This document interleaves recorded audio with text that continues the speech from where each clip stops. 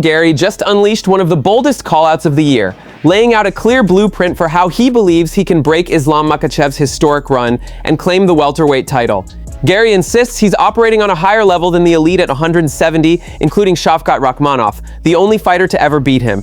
And the Shavkat situation is still unclear. His injury was legitimately severe, and for weeks Russian outlets reported that he was even thinking about walking away from the sport because he felt the UFC valued star power over merit. But at the moment, Rakhmonov appears locked back in and focused on eventually returning. Garry wasn't done there. He went straight at Islam's team, accusing them of playing it safe with their matchmaking. According to him, they want Kamaru Usman because it's the lowest risk choice. He said Usman is nearly 40, barely holding on to a top 10 spot, and nowhere near title contention anymore. Garry believes Islam asking for that matchup is simply chasing an easy 17th win in a row. The Irish prospect insists that if Islam wants a real test, he should be looking at the hungry new contenders, not veterans on the decline. In Garry's mind, he's the next era of the division, and the one who can finally put an end to the Dagestani dominance. There's a very, very easy plan in my mind of what I want next. I want to beat Bilal Muhammad, make it undeniable that I'm next in line for that title. I want to stop Islam's continuous win streak of 16. He's never going to get to 17 because he's going to face me next. I then want to defend it against Shavkat Rakhmonov because it's the right thing to do. I need that win back.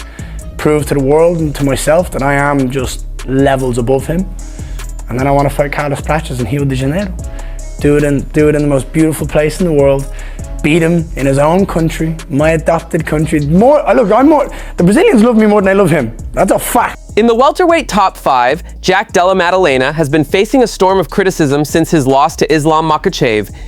Garry pounced on him immediately, saying Jack showed no real fight and folded the moment Islam touched him. Garry even claimed JDM is guaranteed to come out with excuses instead of taking responsibility, which only added more heat to the situation. Then TJ Dillashaw broke everything down on his podcast. He dissected each technical error Jack made from his defensive reactions to his grappling decisions. But even TJ admitted none of those adjustments would have changed the result.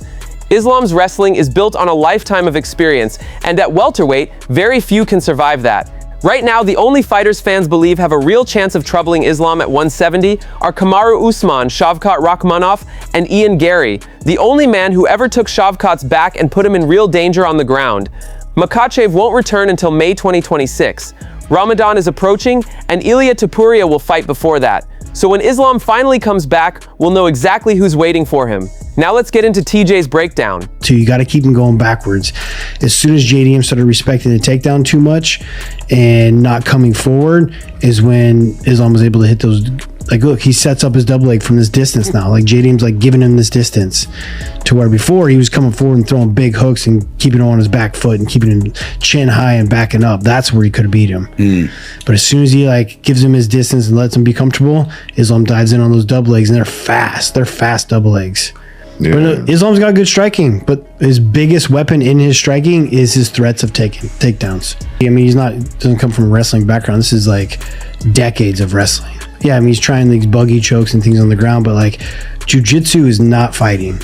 Not even close. Like, you can't train jiu-jitsu for MMA. You got to train MMA jiu-jitsu. It's a completely different sport. When you're on bottom, get into that deep half guard, go into a single leg rather than trying to omoplata out or butterfly sweep, right? Like, Alex Pereira just confronted Michael Bisping. Yes, you heard that right. And this wasn't the calm, composed Powhatan we normally see. This time, he walked straight up to Bisping, locked eyes with him, and things got tense almost instantly. Bisping said the vibe was completely different, like Alex had been waiting for the moment to say something. Then Alex's coach, Plinio Cruz, stepped in and added even more tension by firing shots at Bisping. Things escalated quickly. So what started all this? It goes back to Bisping's comments after Pereira lost his belt to Ankalaev at UFC 313. Bisping questioned Alex's attitude, saying the performance looked flat, no urgency, no real hunger, and Alex clearly didn't forget those words. Ever since that fight, he's had a problem with Bisping, and this face-to-face was the first time we saw him let it out. And honestly, Bisping wasn't wrong. That first Ankalaev fight was tough to watch. Alex did look slow and disconnected, completely opposite from the rematch, where he steamrolled Ankalaev and left him no options at all. Pereira is expected to face either Carlos Ulberg or the winner of Aspinall vs. Gain in 2026. All right, let's roll the clip. Friday night, Thursday night, I went out for dinner with Rebecca. We're walking back to the hotel. He's standing outside the front of the hotel with his translator, trainer, manager, whatever. You know who I'm talking about, Polino Cruz. Polino Cruz, yeah. Yeah, I'm walking over. I see him there. I'm like, hey, champ, good to see you. Shook his hand. He just looked at me like he wanted to kill me, right? And I was like, maybe he'd seen some of my analysis or something. And I know. Like it. And then I shook his translator's hand, and his translator, he's like, oh, firm handshake. I'm like a little shit talky as well. I'm like, what's going on, boys? I'm off to bed. Don't beat the out of me. Kamaru Usman isn't convinced about Dana White's wild Francis Ngannou story. After Dana went viral saying Francis grabbed him during a heated meeting at UFC headquarters, Usman responded and basically said the whole thing doesn't really line up. The Nigerian Nightmare didn't flat out call Dana a liar, but he made it clear the scenario Dana described is extremely hard to imagine.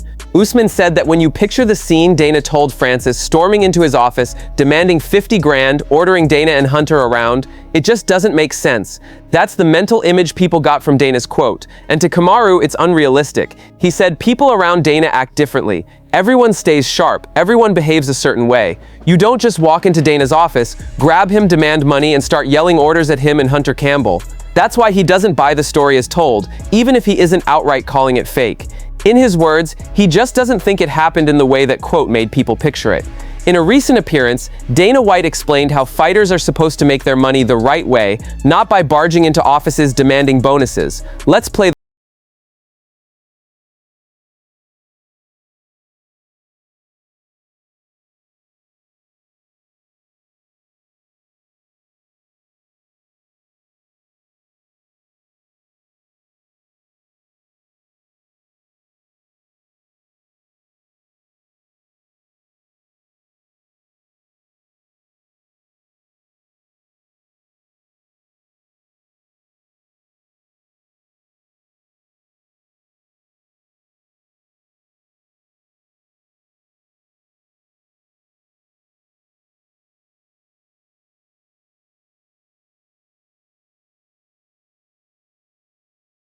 from MMA Time. Thanks for watching. Don't forget to leave a like and subscribe for daily MMA updates.